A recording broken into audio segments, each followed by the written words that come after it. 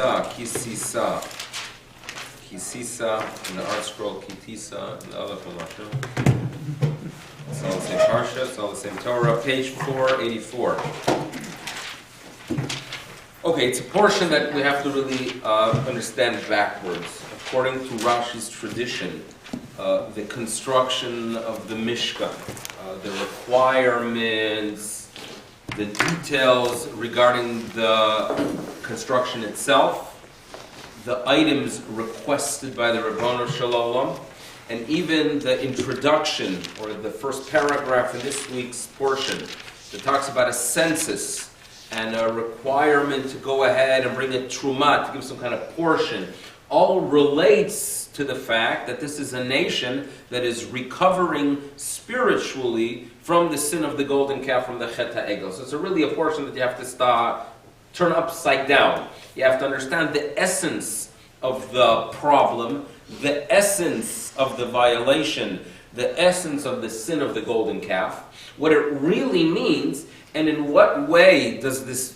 introduction that when you go ahead and do a census of the children of Israel, they should go ahead and bring a half a shekel, and that will bring atonement upon them. So we have to understand the sin to understand the atonement. Now, one piece of information let's be mindful of, that there were many items collected, but the main collection that is addressed in the beginning of the portion is a half a shekel, 7 grams of silver per person were given.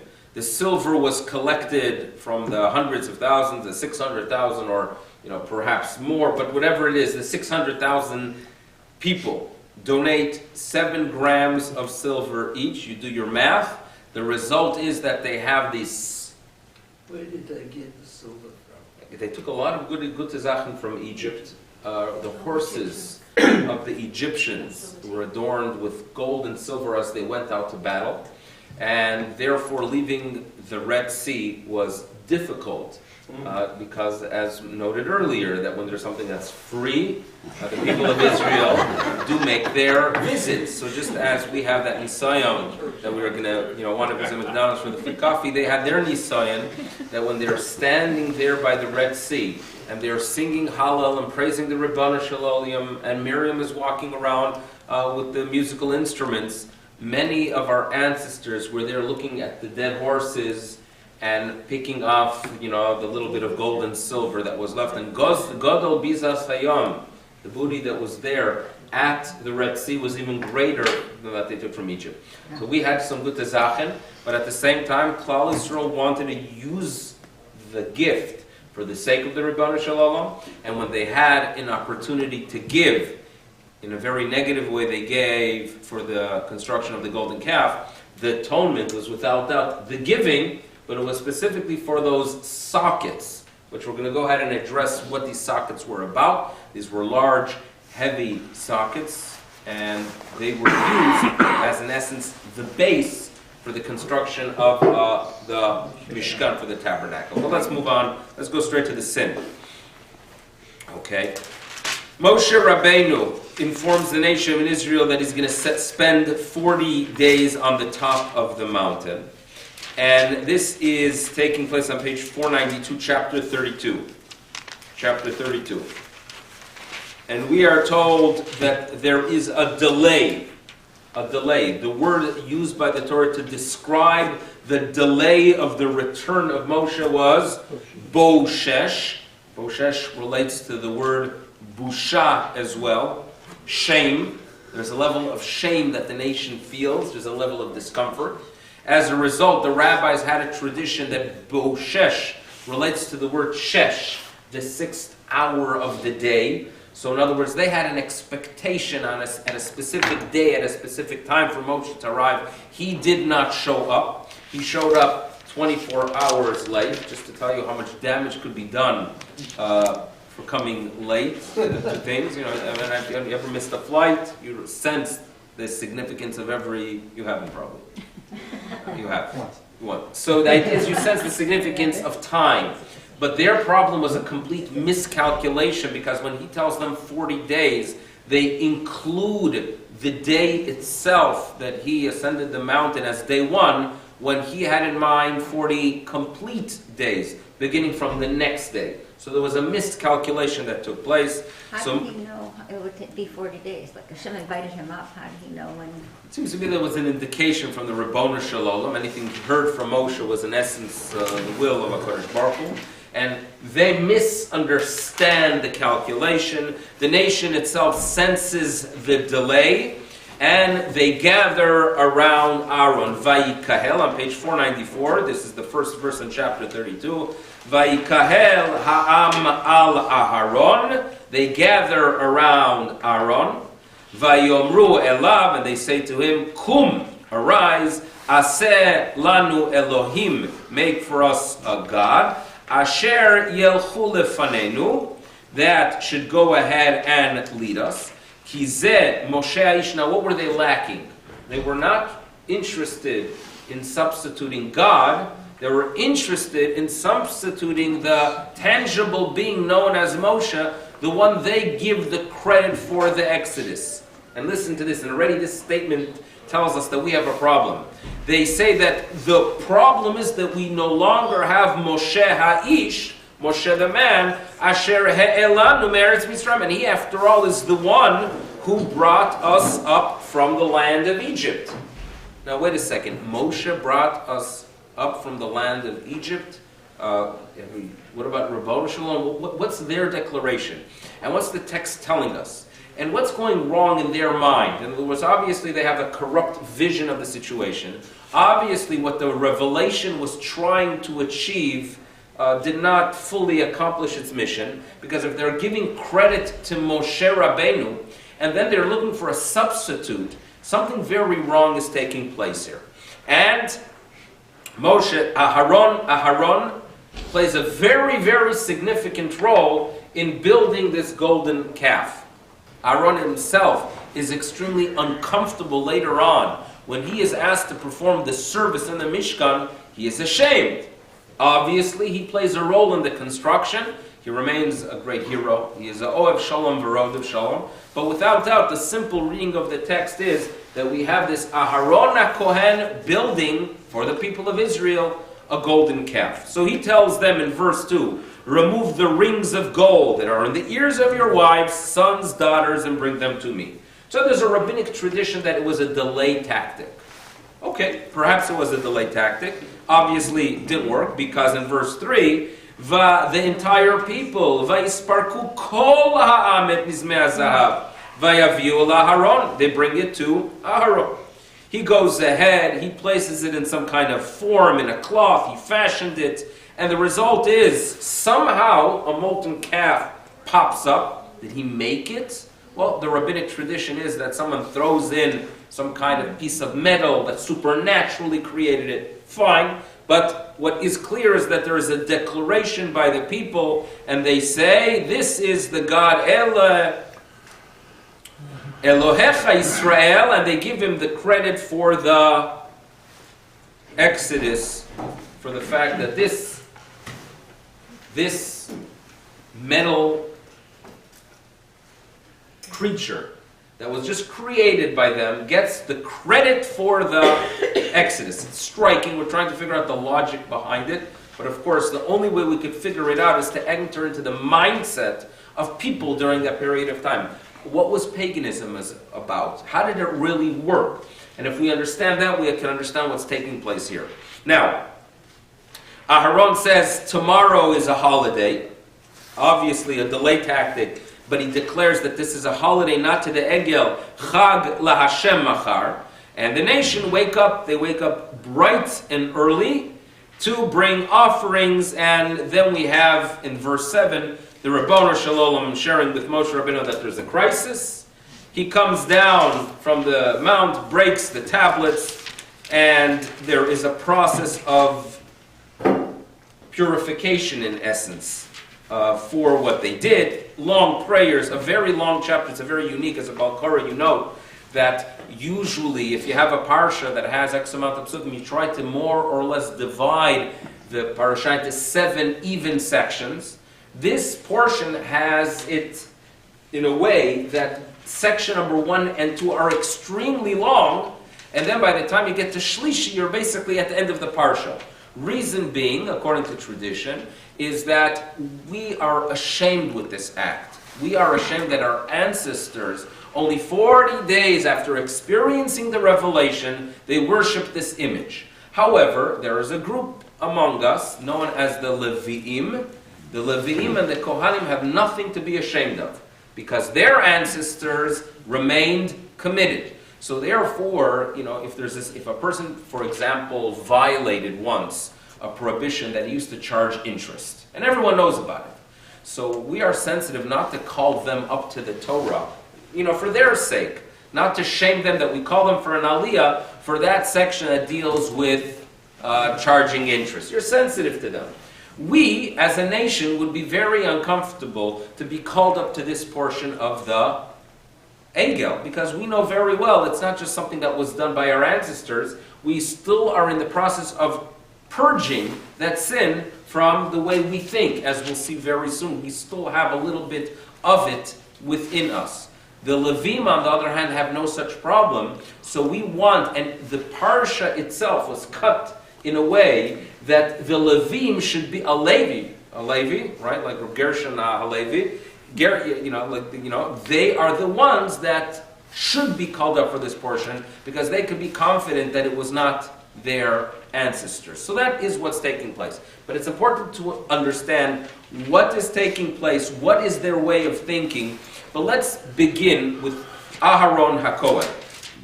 Aaron. So turn to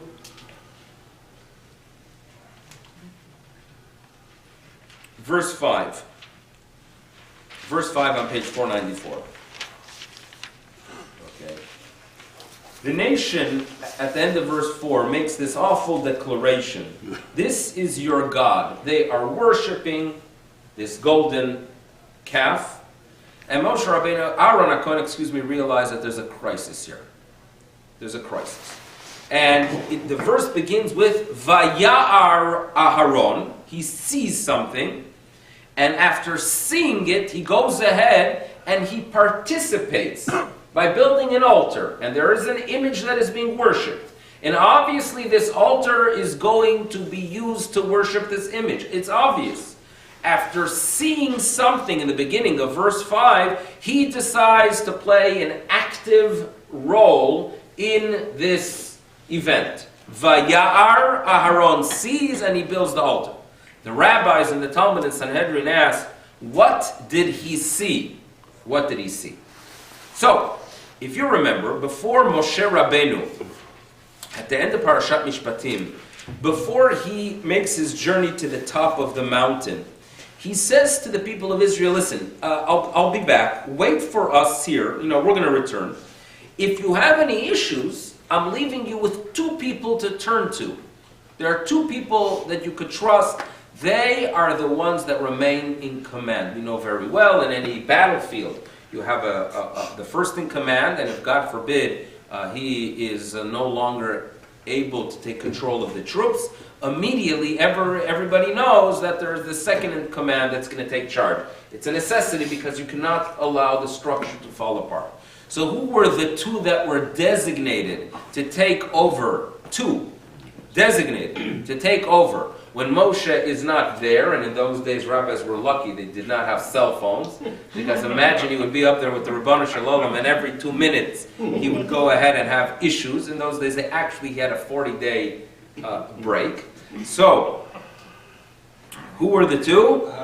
And Hur. Is Hur mentioned at all when they have this crisis? 0.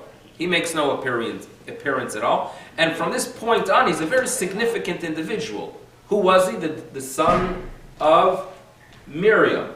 He's the son of Miriam. The grandfather of Bezalel. A significant individual, without doubt a leader, no longer mentioned in the Torahs. He vanishes. Where did he go? So the rabbis have a tradition, and it's one of those traditions that when the text itself indicates that something happened to him, when Hur tries to protest against the construction, against the worshipping of this golden calf, they kill him. Which is not so far-fetched. Avodah Zarah goes together with a Retzicha. They go hand in hand. If you go visit Mexico, and you could go to the Yucatan Peninsula, and you climb the Mayan pyramids, and they'll show you that here's where they killed the maidens, and this is how they ripped up their hearts. And then the high priest would wear the skin of the woman that they killed. In other words, they go hand in hand. That's so much part of culture. Killing, offering the firstborn son, your firstborn son, we do a Pidyon Haben, offering it as to satisfy the gods was very, very normal. There's a Sir Fraser. What was the Golden Bow? I think it was a book on Avodah Zarah. He wrote about 100 years ago. Became a classic. And it's all about the different cultures and who kills who and how you kill and how you murder, how you satisfy the gods. It goes hand in hand. So when you are involved in Avodah Zarah, to kill someone, very, very natural. Aharon sees that Hur who tried to protest was killed. So he makes a decision, you know what? I'm not going to protest. I'm going to go ahead and manage the situation. Why does he not want to get killed? So you might think, well, of course, he wants to live. That's not the case. So the Gemara shares with us the following. Aharon was concerned that if the people of Israel kill Hur and then kill Aharon, they're going to fulfill a verse in Eicha that says, Im yehareg b'mikdash Hashem. Oh, how low can a nation sink that they are going to kill in the temple of God or in the presence of God a Kohen and a Navi.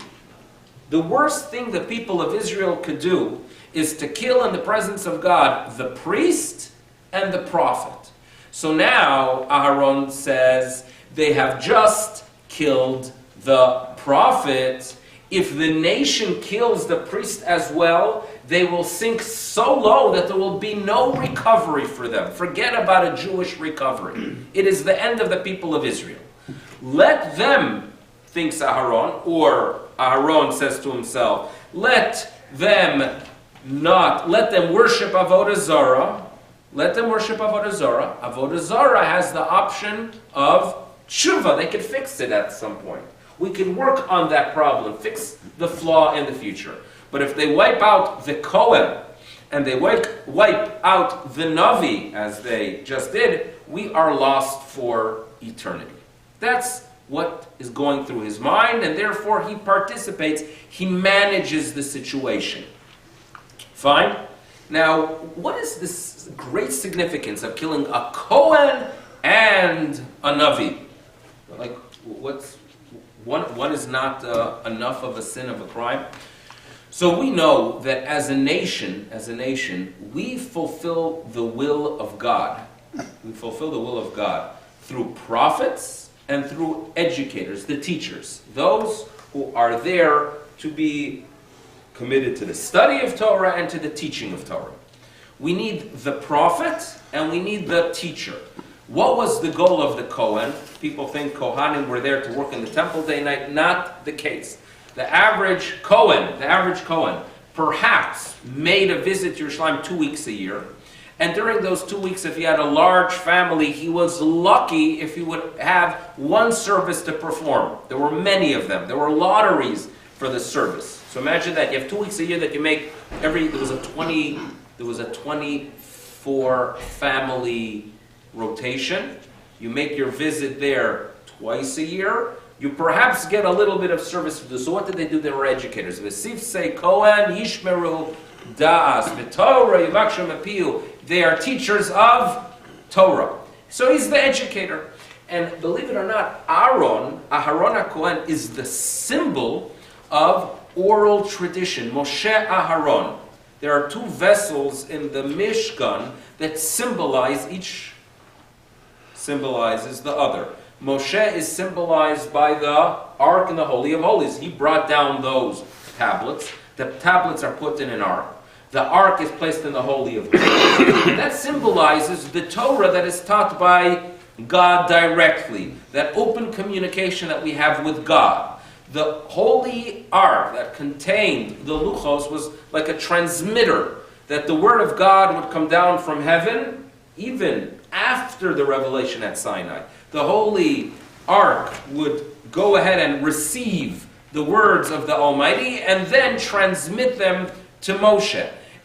Prophecy was only in existence as long as there was a Holy Ark in its proper location in the temple, in the Beit HaMikdash in Yerushalayim. After it was concealed, the reception was down. There was still prophecy, but beforehand there were 5 bars on the prophecy icon, and it went down to like one bar. The reception was very, very weak, and then it vanished. Then it was really underground, and there was 0 reception of prophecy, indicating that the two go hand in hand. There is a way of practicing, there is a way of living by the word of God, by having communication with him, with Moshe / the Navi. And that is, of course, what Hur was. Hur was not the Kohen, he was a Navi. His mother was Miriam. Miriam, Neviah. He learned it from his mama. Mr. Hur was that Moshe Rabbeinu / prophet-like individual. Okay? Aharon, on the other hand, Aharon is more the Torah Sheba'al Peh. And which vessel in the Beit HaMikdash symbolizes Aharon more than any other vessel? Well, you would say obviously the Mizbeach, but the light that shines is the shining light of the menorah. And when we talk about Torah Sheba'al Peh, the holiday that symbolizes Torah Sheba'al Peh is Hanukkah. Hanukkah is a holiday of menorah. Aaron symbolizes the menorah. There are midrashim that tell us that even Moshe Rabbeinu, when he wanted to develop the teachings he heard from God, develop them with the system of the oral tradition, he meditated in front of the menorah. The menorah symbolizes more the Torah Shebe'al Peh. It is a holiday of Torah Shebe'al Peh. Aharon behalotcha et hanerot. It is Aaron HaKohen in essence practicing that Torah Shebe'al Peh. And Kohanim remain, for many years to come, the teachers of Torah Shebe'al Peh. So now, we could survive as a nation. We could survive as a nation if we don't have prophecy. Right? We're around. We've been fighting a lot, but we've been around for 2,500 years without any prophets. We're okay. Why? There was a power that was given to the rabbis that they should guide. And we have someone to guide us. It is the will of God that we follow them. Even if they make mistakes, we still follow them. We have a structure called the Talmud. It does not mean that everything in the Talmud is a fact, because the reality is that at times they are going to make decisions based on the information that they have, based on the science that they were familiar with, but nevertheless we have a structure. And if we have a structure, it is a structure that we live by. And therefore it is dangerous to go ahead and ignore that structure, even if we believe that we have more information regarding specific issues, because when you break through the frame, you have no boundaries. So we have that delicate task in life to remain within the framework of our tradition, but at the same time be mindful of the fact that yes, in some areas, perhaps we know a little bit more than they did. But that doesn't change the reality. The Torah wants us to follow the oral tradition. The Torah is telling us, you know what, we can manage without the prophet as long as we have a Kohen. The crisis and the end of the people of Israel, chas v'sholom, would be if we go ahead and wipe out the prophet, the Navi, and the Kohen. And that's what the verse in Eicha is telling us. Im yehareg b'mikdash Hashem, Kohen v'Navi. Who's going to guide us? What are you going to rely on? I feel Jewish. I like Jewish food, right?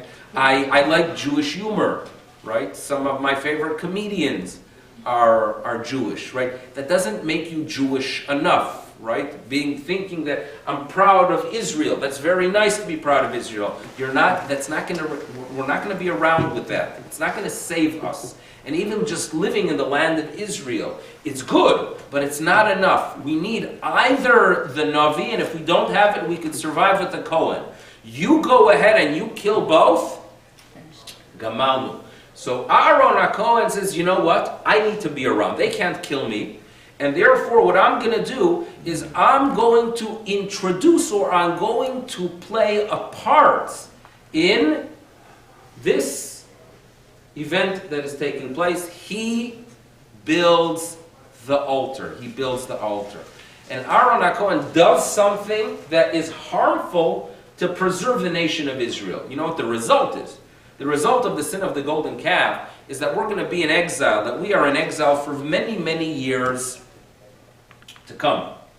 And who is protecting us in exile? Meaning, how do we survive as a nation? God, but it is through the Aaron, it's through the teachers of Torah. Because people were committed to the study of Talmud. If you listened in Israel, in the Knesset, there's a lot of excitement in the Knesset.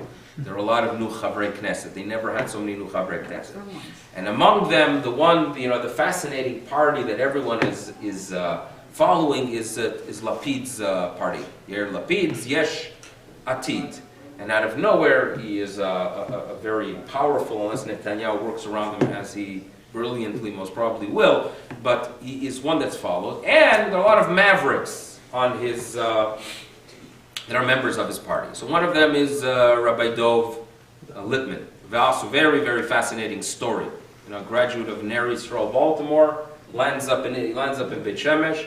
Good for him, takes a stand against the Mishugayim Al-Qaeda zealots that are there acting like Al-Qaeda, but they're unfortunately people of our tradition, but have not purged a very brutal and barbaric way of Judaism. So he fought against them. He fought against them, and he was Mekadesh Hashem. He did a tremendous Kiddush Hashem, and as a result, he merited to become a member of the Knesset, and he's indeed one that sanctifies the name of God. It's dangerous territories. Politics are dangerous, especially it's a party with agendas that we have to be cautious with, but nevertheless, he is sanctifying the name of God. So he is followed with great excitement. Another person that has been followed on the party is a woman by the name of Dr. Ruth Calderon, and she has a PhD in the studies of Talmud. And people are fascinated by her because here she is not, quote unquote, a dati, but nevertheless she is preaching that how important it is that people, the Jewish people, the people of Israel and the state of Israel, know about what the Talmud is about. She says that she had a thirst, she had an emptiness and a void in her life until she discovered the Talmud. Okay, we're cautious, at the same time we're inspired by, yes, someone that values the Talmud. We're cautious because, we understand that there's a structure, what should be done with the Talmud. We don't know if she exactly is following that structure. But at the same time, there's an excitement that these are people that understand where we come from. And at least we have the same language with them. And really, and this is something that even Lapid himself said, we have to value Talmud. We have to study. This is the tradition that kept us alive in the exile. How to deal with it now is the debate, but we cannot ignore the fact, and no Israeli has the right to ignore the fact, and therefore they have a responsibility of honoring those that stick to the practices of the past, because we are around today because of Lomdei Torah.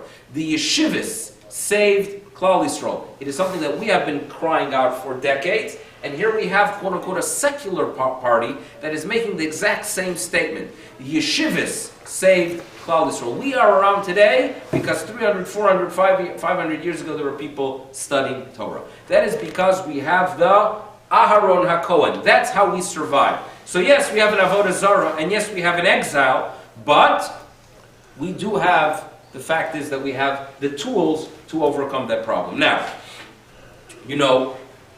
freedom.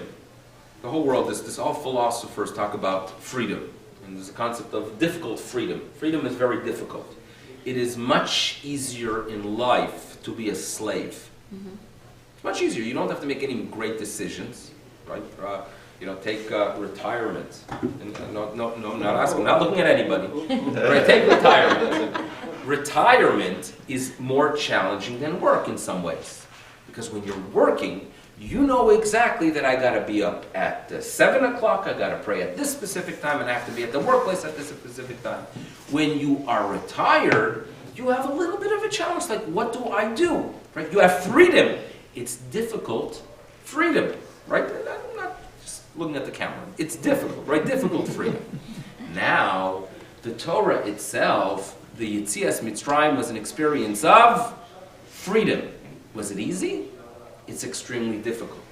Because just as physically they knew their schedule in Egypt, spiritually, due to the fact that they were pagan, they knew very well how the world works. You wake up in the morning, you thank Pharaoh for everything you have, and then you go and get beaten by his representative. But at least you know that there's a God Pharaoh, there's a God Ra, you know what images to worship. All you got to do is go ahead and give some gift to a specific force and pray to it. Everything is achieved. It's easy. Matan Torah created this void. In other words, Ein Od Milvado is something that is quoted often, but the main idea is that they stand there at Har Sinai, and they are told, you no longer have this one thing you worship. You have to be committed to Hashem. You have to be committed to Hashem. How do I do it? Well, you have to work on yourself. You have to become a better person. You suddenly cannot just place your religious life on an item, on a practice, on a few things that you utter. It really is an experience that encompasses your whole being, your thoughts, your emotions, improvement. You can't go ahead and worship, go to church on Sunday and kill on Monday, because now it's a requirement that your whole life, every aspect of your being is one that is playing a role in the religious life. Correct? Freedom is extremely challenging. Now, at times, even within our religion, we at times find something and we worship it to remove our freedom to make religion easier. For example, a person walks around believing that I'm a religious Jew.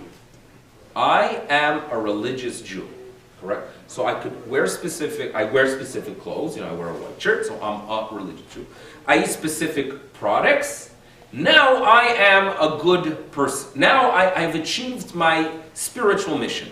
So now life is good. I could drive the way I want. I could talk the way I want. I can look down at others because I have achieved my relationship to God by focusing on some specific practices. Correct? So in essence, what you are doing is that you are taking Judaism, narrowing Judaism down to some specific things. The garb, the type of food I eat, the language I speak, and who I associate myself with, and that's my religion. Right? Everything else is not within the realm of the religion.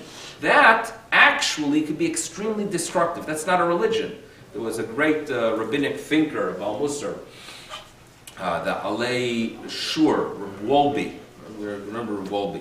So Rav Wolbe used to say that frumkeit, in essence, could be something that's very destructive to your avodas Hashem. Avodas Hashem, serving God, is something that every moment of your life you're supposed to think, how exactly is this something the will of God? You enter into the marketplace, you interact with people. But it's very, very demanding because every moment of your life you have to ask yourself, is this bringing me closer to God? Am I doing the right thing?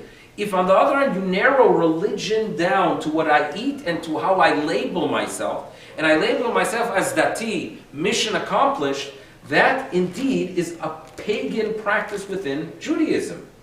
And that is, they say Rabbi Salam believed that there's no such thing as religious people and people that are not religious. He said there is no such thing in Judaism. Every person does some good things, and every person does some bad things. Our goal is to do more good things. So you keep Shabbos, that's wonderful. You're nice to people, that's wonderful.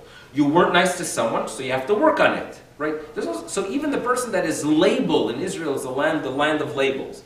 Even where they label someone, ani chiloni, but then they're very friendly, and they live in Israel, and they're kind to their neighbors, they're not chiloni. They are doing a lot of very, very nice things, and they can inspire us. Correct? So the fact is that, yes, Shabbos is not something they are aware of yet. But if they do the other mitzvah, we're all in the same boat. All Jews are in the same boat. We must improve. So some of us had the privilege of an education that some things are natural to us. Good, but it's not a natural education that allows us to relax. It's a natural education that places us on a level where we have to move forward from more practices that we are familiar with. That's the Rabbi Salant, and that's the idea that the Ben Chorin, the freedom, is very, very difficult. The freedom we merit at Pesach, freedom on Shavuot, it's actually difficult freedom. And for the people of Israel, they preferred something pagan. Paganism is much easier. It's really fun to be pagan. I don't have to struggle. I don't have to worry. I can do whatever I want. I can satisfy a God by just saying a few statements, a few Hail Marys, and Shalom Al Yisrael, mission accomplished. It's magnificent. They, at that time, due to the fact that they had a pagan background, they wanted to get rid of that freedom, of the chorin. They wanted to kill that chorin. Ben chorin, chorin is freedom. So who do they kill to get rid of that difficult freedom? To go ahead, they get rid of a person by the name of Chur. Chur, that's a revelation, right? The man that represents, he's the Navi. He connects you to God. It's very, very difficult to realize God. It's overwhelming. They get rid of him. And they leave Aharon. But believe it or not, unfortunately, the oral tradition itself sometimes removes the freedom. And let me tell you what I mean. There was a great rabbi by the name of Rabbi Yaakov Polak. Rabbi Yaakov Polak lives in the 15th century. He is originally from Poland. Poland at the time, you visit Poland in 1450, there's Shvacha Maise Yeshivas, meaning there are Jews there. They are expanding already for 2 centuries in that direction, but there are no rabbinic institutions. You want to go learn in a rabbinic institution, where do you go? You go travel west to Germany. That was the norm. So Rav Yaakov comes to Germany, and they say, where are you from? I said, from Polish, Poland, you're Polak. Yaakov Polak was his name. The young man was brilliant. The young man was a great scholar, and the young man became the greatest rabbinic student in the German yeshivot. One day there was a controversy. What else is new? It had to do with a chalitza situation, it had to do with a miyam, whatever it was, a complex situation where he took a stand against a rabbinic practice that was in existence for 5 decades to allow a young lady to get out of a marriage. So the local rabbis say to him, we don't agree with you, you don't belong here, you are not following. So he's a young man, he took a stand against the old-time veteran rabbis, and he says, okay, you don't think I belong in this yeshiva because I don't agree with you? Fine, I'm going back to Poland. When he leaves to Poland, he takes with him a core group of great students.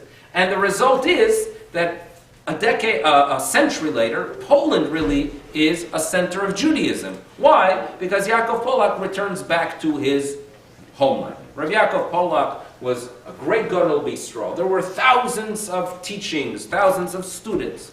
Now, towards the end of his life, they realized that they have very little in writing from him. Very, very limited. In Shulchan Aruch, even though he was the teacher of the Ramah, so you would expect that the Ramah would quote something from his master's master. There's very, very little in writing. Here and there are a few practices. Unfortunately, we don't follow them. For example, he was of the opinion that when you shake the lulav on Sukkot, and it's time to shake it downward, Rav Yaakov Polak was of the opinion that you turn it upside down and shake it downward. We don't do it, no, but I remember him every year, Sukkot, when I don't do it, and I say, with all due respect. They asked Rav Yaakov Polak, why do you not record your Torah? He said, record Torah in writing? That can be very, very harmful. You know why? If I write down my psakim, 50 years from now, people are going to say, oh, you want to allow ABC? Rav Yaakov Polak said it's prohibited. I don't want that. Because perhaps in 50 years the circumstances are different, and then it is actually going to be permissible. What I paskin today is what's relevant for today. I don't want to paskin that in a century from now, or 200 years from now, people are going to follow what I have to say, because as times change, realities change. That's what he said. When you go ahead and have the Torah written, there's a less of a flexibility, and God wants the flexibility. He wants every generation to have great rabbis who address the issues, reassess the issues. Within the framework of halacha and Torah, they go ahead and reassess it. So believe it or not, the system of rabbinic, the Aaron HaKohen, who represents Torah Sheba'al Peh, who as a result of what's taking place here, there's a langa golus that's going to take place, the lang golus. And the long Golus created, the fact that we were in exile, created the requirement to write down the oral tradition. That wasn't such a good thing. By writing it down, it becomes something that's less flexible. Less of the freedom. There is a freedom when it's not recorded, because it's a difficult freedom, because the rabbis have to be people familiar with Talmud, familiar with tradition, familiar with minhagim.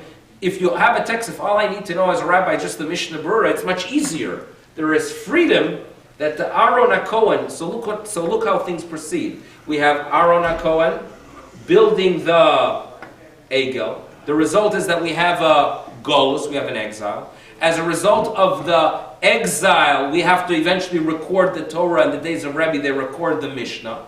By recording the Mishnah, recording oral tradition, we lose our freedom, which, again, Aaron played a part in losing the freedom because he did assist indirectly with the building of the golden calf, and that is a price we pay. So that's a little bit of an idea, mentality of the people during that period of time, and what Aaron did, and why the atonement and the tshuva was one that Aaron HaKohen himself has to go through. But then we look at the beginning of the parsha, and just to relate to it, Eitz Chaim hi lamachazikim ba, right? Eitz Chaim hi lamachazikim ba. Torah is compared to eitz, to wood.